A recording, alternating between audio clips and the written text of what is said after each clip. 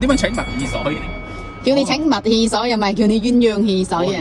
而家埋錦繡山冇睇套觀景房，上面嘅話可以睇見汽水。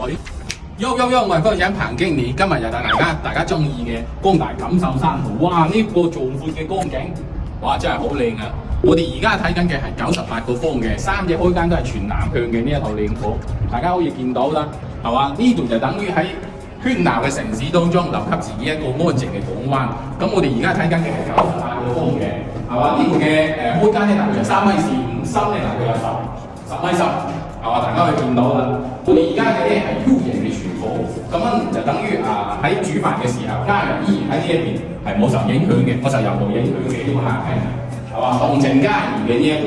咁我哋而家咧再睇睇我哋嘅房間，大家可以見到啦，幫大家嗰隻夾布，呢牆面就睇得到。睇睇天花咁，即係呢啲細節方面做得比較好嘅。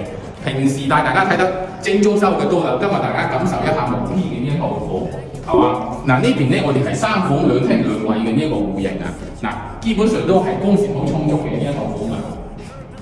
咁樣3房嘅呢個設計咧，大家可以感受得到啦，係嘛？好闊斷啲，好實，係嘛？呢邊都係全南嘅，係嘛？到時嘅話，大家可以延伸7月嘅呢一邊，做一隻半開，即係半方窗咁樣嘅設計啦。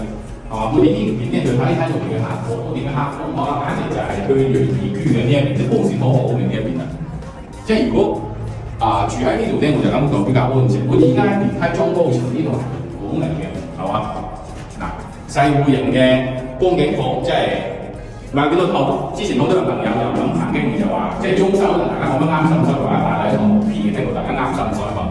而家呢一套咧，佢出翻60幾個主人房呢邊，大家可以見到啦。我又見到咁靚嘅一個風景，真係好舒服，係嘛？一江親水啊，簡直就係、是。咁而家呢套房咧，佢出翻60幾個，係嘛？冇 P 房想睇房嘅彭經理。